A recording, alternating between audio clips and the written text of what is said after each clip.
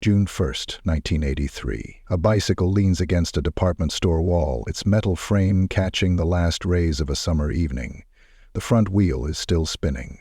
Inside Bashford Manor Mall, shoppers browse aisles, unaware that just feet away, a 12-year-old girl has vanished into thin air, leaving behind only that solitary bicycle, a silent witness to whatever happened in those crucial moments.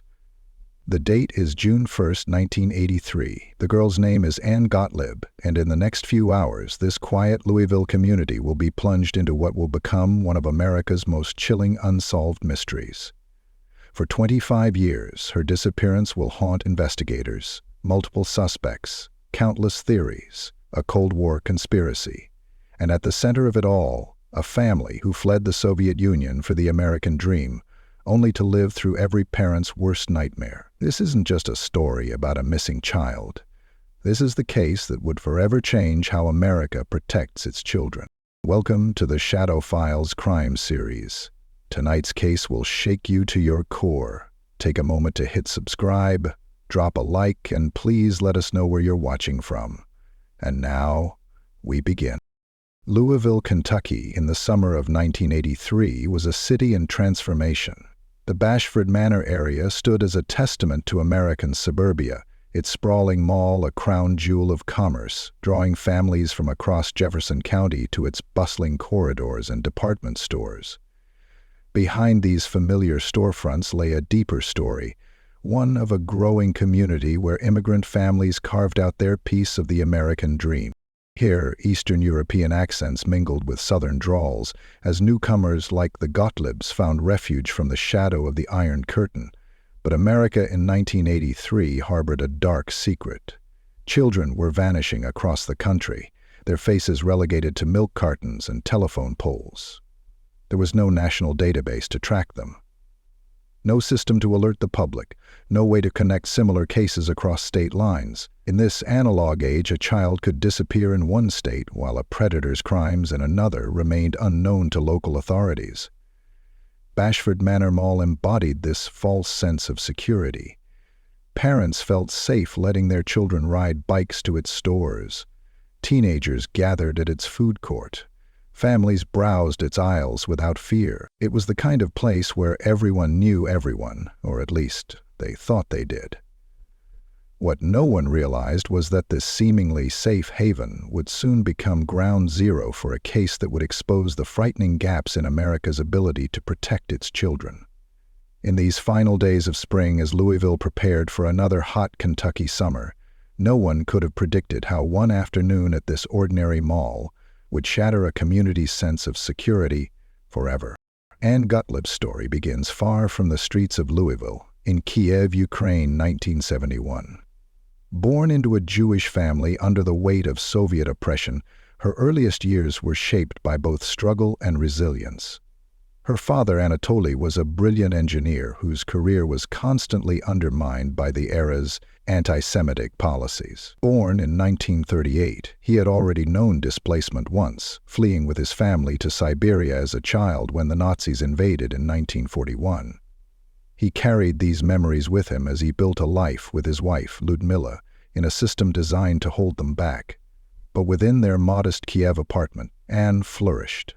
A remarkably bright child with an infectious smile, she showed an early gift for music and academics. In family photos, you can see her seated at the piano, her dark hair falling forward as she concentrates on the keys, a passion she would carry with her across continents. By 1980, the Gotlibs faced an impossible choice. The Soviet Union's grip was tightening on its Jewish citizens. Anatoly and Ludmila looked at their 9-year-old daughter and saw a future growing dim. In a decision that required immense courage, they left everything behind, their home, their careers, their entire world, for the promise of freedom in America. Louisville became their sanctuary. Anatoly found work with Bechtel Petroleum, while Ludmila devoted herself to helping Anne adapt to their new life.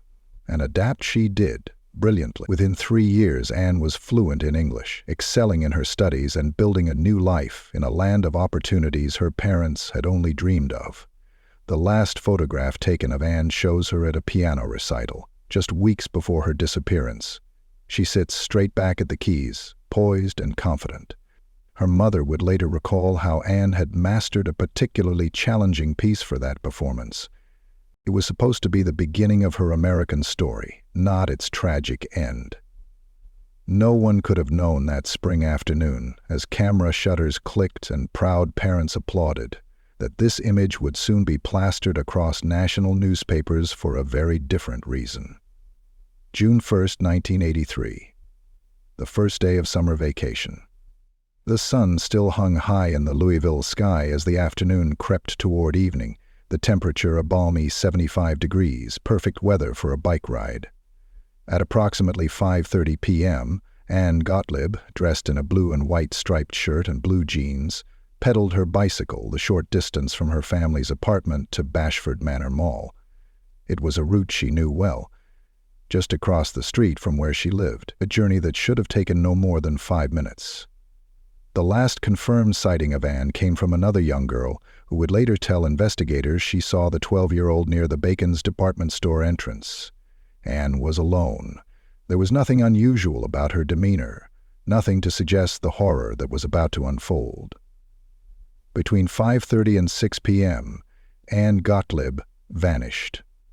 Her bicycle, a silent sentinel to whatever happened in those crucial minutes, was found leaning against the department store wall. The front wheel was still warm from the evening sun. Her belongings were untouched. There were no signs of a struggle, no screams reported, no suspicious vehicles noted by witnesses. When Ann failed to return home, her mother's concern quickly turned to panic. By 7 p.m., the first emergency call was placed. Within hours, the quiet summer evening erupted into a frenzy of activity. Police cruisers converged on the mall. Store by store, security guards conducted searches. Shoppers were questioned. Parking lots were combed. As darkness fell over Louisville, the first critical hours of the search revealed nothing but devastating questions. How could a 12-year-old girl disappear from a crowded mall in broad daylight? Why had no one seen anything suspicious? And, most haunting of all, where was Ann-Gotlib? The sun set on June 1st, 1983. With Ann's empty bedroom light still burning, her mother unable to bring herself to turn it off. It would remain lit for many nights to come, a beacon of hope in what would become one of Louisville's darkest mysteries. The first 48 hours of a missing child case are crucial. For the investigators who descended upon Bashford Manor Mall, every minute that ticked by dimmed the chances of finding Ann-Gotlib alive. By dawn on June 2nd, the investigation had exploded into one of the largest searches in Louisville's history. Police dogs traced Ann's scent through the mall corridors, leading them unexpectedly to the apartment of Esther Okmiansky, the grandmother of the last person to see Ann alive. But after thorough investigation, this lead, like many others, would dissolve into nothing. The FBI quickly took charge, recognizing the complexity of what lay before them. As County Judge Executive Mitch McConnell stood beside Ann's parents at a press conference, reward posters were already being distributed across Kentucky. The community mobilized with a force rarely seen. Volunteers combed every inch of surrounding neighborhoods, while tip lines rang constantly with potential sightings. But as the investigation intensified, a darker theory emerged, one born from the paranoia of Cold War America. Anatoly Gotlib's position at Bechtel Petroleum, a company rumored to have CIA connections, sparked whispers of Soviet involvement. Could this be a calculated attempt to force the family's return to the USSR? The theory gained traction in the media, feeding into Cold War tensions. But investigators weren't convinced. As one detective noted, if Anatoly knew any Soviet secrets, they would never have allowed the family to emigrate in the first place. The Gotlibs themselves dismissed the notion outright. They knew all too well what Soviet operations looked like. This was something else entirely. Between 30 and 40 suspects were questioned in those early days. Each lead, each potential sighting from Oregon to Florida was meticulously followed, but with each dead end, investigators faced a chilling reality. Whoever had taken Ann had managed to disappear as completely as she had, leaving behind nothing but questions and a bicycle leaning against a wall. What no one realized then was that the true perpetrator was hiding in plain sight, less than 2 blocks from where Ann had vanished. January 1984 brought the first sinister thread that would eventually unravel this tragic mystery. 7 months after Ann's disappearance, investigators turned their attention to a USDA meat inspector named Gregory Oakley, Jr., what they discovered sent chills through the investigation team. Oakley was no ordinary federal employee. Behind his government badge lay a disturbing history. In Alabama, he had lost his veterinary license after being convicted of assaulting 2 girls, ages 12 and 14, injecting them with powerful narcotics. One of those children had nearly died. Yet somehow he had secured a position inspecting meat and poultry for the U.S. Department of Agriculture in Louisville. The coincidences were impossible to ignore.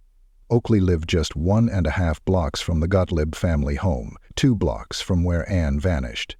Bank records revealed a chilling detail. He had been at the Liberty National Bank branch in Bashford Manor Mall just hours before Ann disappeared.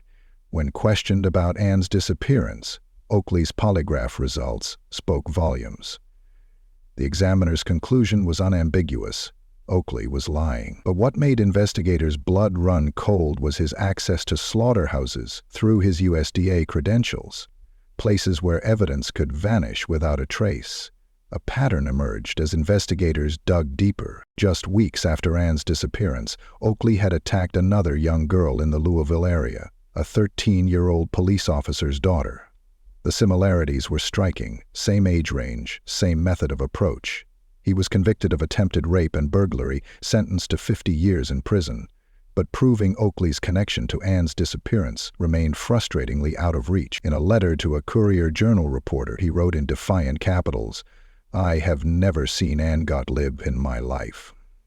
He claimed terminal lung cancer left him no reason to lie, but investigators who had spent years studying the case knew better. They had their suspect. What they needed now was proof. Proof that would take another 2 decades to surface. 2008. 25 years had passed since Ann Gottlieb's bicycle was found leaning against the wall of Bashford Manor Mall. For a quarter century, her parents had kept the same phone number, clinging to the desperate hope that their daughter might somehow call home. Then came the breakthrough Louisville detectives had waited decades for. A former inmate stepped forward with a chilling confession, one that would finally break open the city's most haunting cold case. During his time at Kentucky State Reformatory, Gregory Oakley had spoken about Ann Gottlieb. The details he revealed were devastating. According to the former cellmate, Oakley described using Talwin, a powerful painkiller, to end Ann's life. When investigators subjected the witness to a polygraph examination, the results confirmed the truth of his testimony. The pieces of a 25-year-old puzzle finally began to align. Lead homicide detective Barry Wilkerson and his cold case team meticulously rebuilt the case. Modern investigation techniques confirmed what their predecessors had suspected in 1983. Oakley's movements, his history, his proximity to the crime scene, everything pointed to his guilt. In December 2008, the Louisville Metro Police Department made their announcement. Detective Wilkerson stood before the cameras with unwavering certainty. "I think I have every bit of probable cause to make the arrest if he were alive." But Oakley had taken the full truth to his grave. Released on medical parole in 2002, he had died just 3 months later from lung cancer, the same illness he had once cited as proof of his honesty in denying involvement in Ann's disappearance.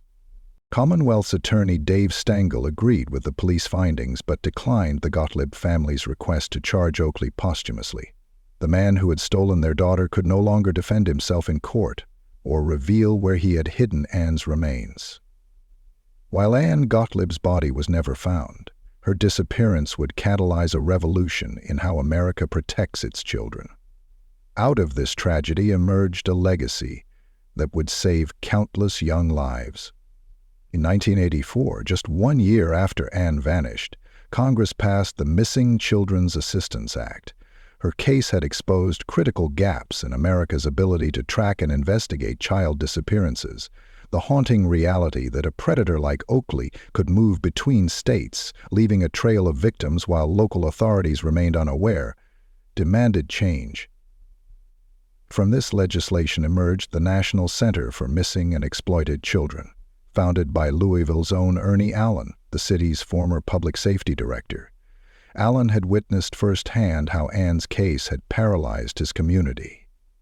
Cases like the Ann-Gotlib case here in Louisville, he would later say, helped awaken the nation that kids were vulnerable, and kids were being victimized. Today, when a child goes missing anywhere in America, an entire national infrastructure springs into action, an infrastructure built in part on the lessons learned from a bright young girl who disappeared on a summer afternoon in Louisville, Kentucky. Ann-Gotlib's case did more than change laws. It transformed a nation's consciousness. Every Amber Alert that brings a child home safely, every predator stopped by a national database, every successful cross-state investigation carries an echo of her story. For 40 years, her parents, Anatoly and Ludmila, carried their grief with quiet dignity. They moved from their apartment near Bashford Manor, but kept that same phone number for decades, a silent testament to hope that never fully died. As Ludmila once shared, "It's like living with disease or constant pain. You just learn to live with it and keep it to yourself." The Louisville community never forgot. The letters, prayers, and donations that flooded the Gotlib home in 1983 spoke to a community forever changed. As one resident noted, "We all lost something the day Ann disappeared. Our innocence, our sense of security, our belief that it couldn't happen here." Ernie Allen, through the National Center for Missing and Exploited Children, transformed Ann's tragedy into a mission that continues today.